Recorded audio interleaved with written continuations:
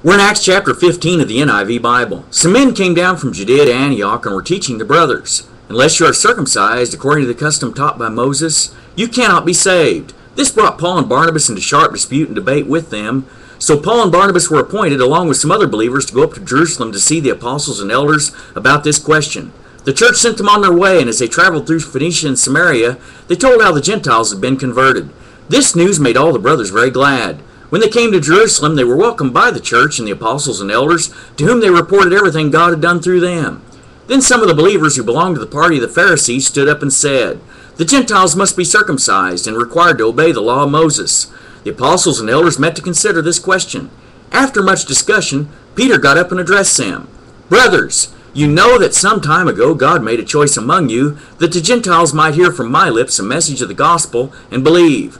God, who knows the heart, showed that he accepted them by giving the Holy Spirit to them, just as he did to us. He made no distinction between us and them, for he purified their hearts by faith. Now then, why do you try to test God by putting on the necks of the disciples a yoke that neither we nor our fathers have been able to bear?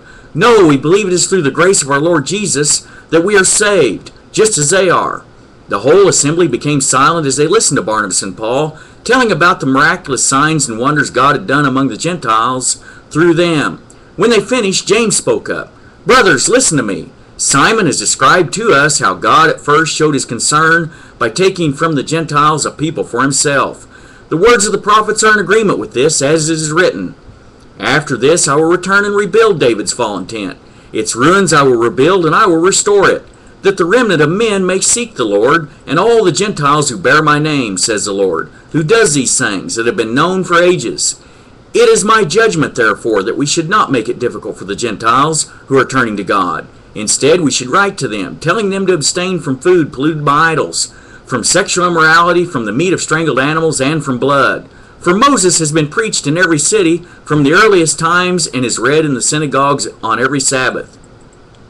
Then the apostles and elders with the whole church decided to choose some of their own men and send them to Antioch with Paul and Barnabas. They chose Judas, called Barsabbas, and Silas, 2 men who were leaders among the brothers. With them they sent the following letter. "The apostles and elders, your brothers, to the Gentile believers in Antioch, Syria, and Cilicia, greetings. We have heard that some went out from us without our authorization and disturbed you by troubling your minds by what they said. So we all agreed to choose some men and send them to you with our dear friends Barnabas and Paul, men who have risked their lives for the name of our Lord Jesus Christ. Therefore we are sending Judas and Silas to confirm by word of mouth what we are writing. It seemed good to the Holy Spirit and to us not to burden you with anything beyond the following requirements. You are to abstain from food sacrificed to idols, from blood, from the meat of strangled animals, and from sexual immorality. You will do well to avoid these things. Farewell." The men were sent off and went down to Antioch, where they gathered the church together and delivered the letter. The people read it and were glad for its encouraging message.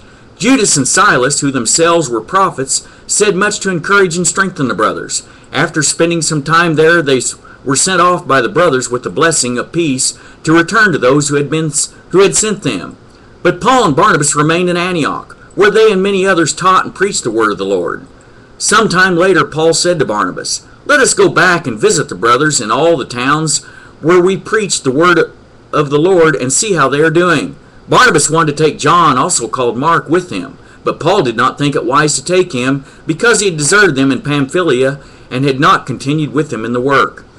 They had such a sharp disagreement that they parted company. Barnabas took Mark and sailed for Cyprus, but Paul chose Silas and left, commended by the brothers to the grace of the Lord. He went through Syria and Cilicia, strengthening the churches.